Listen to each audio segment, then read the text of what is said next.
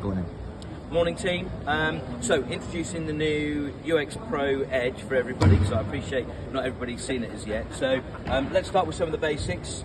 First thing you'll notice is the new 4K Sony camera, 90-degree angle with active control, so it will pick up movements as you move around the space, and you can switch that on or off.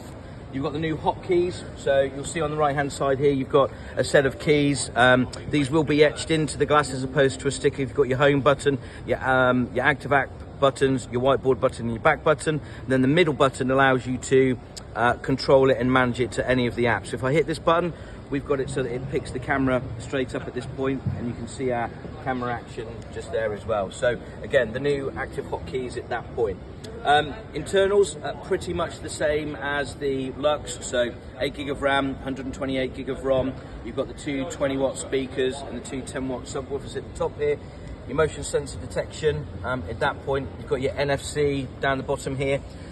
Slightly different with the USB-C. You've got one at the front and one at the side, as well as your USB-C out and HDMI out, but you don't have a USB-C at the top for obvious reasons because you've got the camera there already.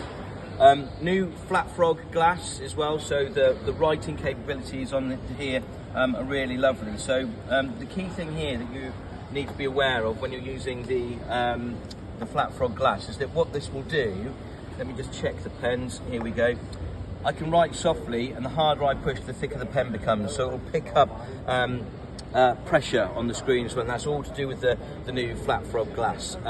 There are a couple of other manufacturers that have the glass, but what they don't have is the super thin bezel that we have on our UX Pro Edge. So that's something brand new in the market with an ultra thin bezel at that point. So a really good solution. The writing experience on this screen is like nothing you've seen before. So, you know, really special from that side of things. You know, kind of the rest of the pieces, you know, we like to show off the audio.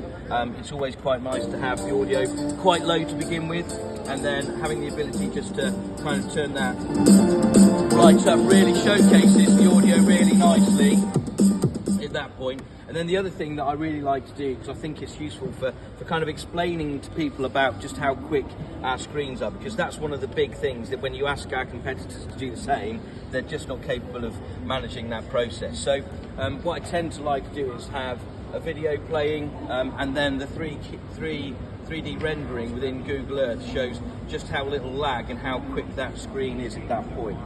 I then like to bring up the picture-in-picture, because again it's just showing some really high capabilities of the screen, so having that ability just to bring in your devices, and also showing that you've got the touch control coming in as well. So as well as having that capability where you've got your picture-in-picture, whether it be a HDMI input, USB-C, with the inbuilt PC, you know, that ability to show that you can bring touch up immediately, along with the video playing and your 3D rendering, are key. A couple of other pieces that I think are really useful, and these are really about our USPs and things that make us stand out in the market. Big thing for us is the history. So they're talking about the 100 years in business, the 15 years of Clevertouch in the market space, 20 years of digital signage. There are no other manufacturers that can claim to have that kind of historical backup in understanding where technology's come from and where it's going to.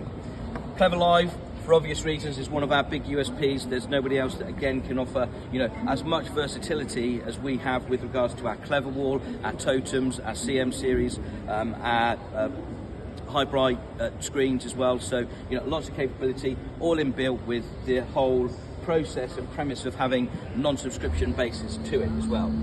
To go alongside that, we've got our launchers. So the way we're managing the launchers and talking about our launchers now is about being able to make all of your screens, regardless of the age to a certain extent, so your UX Pros, your Pluses, having the capability to make sure that your screens all look identical. So if you're buying the new Lux or you're buying the new UX Pro Edge, that ability to have all your screens looking very similar is really good. It's also about personalization as well. So one GUI that a network manager, your IT managers can have in place really enable that to happen. And then on top of that, when we come into our launcher, we're talking about our single sign-in. So a lot of our competitors are talking about single sign-on. Meteon, BenQ, we hear about it all the time. Well, actually, we've got a really good solution for that. It's called the Links File Manager. So a lot of the time we had people asking about, oh, we don't want to use Links to sign in. Well, actually, if we think about it in a slightly different way, Links is our file manager. that capability for me to log in via a variety of different formats, QR code, Google, Microsoft, SAML for your Active Directory, having that capability where I can just walk up to the screen, sign in immediately. If I forget to sign out, I can walk away, I can sign out on my mobile device. I've got no fear of you losing my NFC cards or anything like that. And the beauty of this is that it links straight into your Google Drive and your OneDrive. So a very, very simple single sign-on process for those people that are looking for that environment.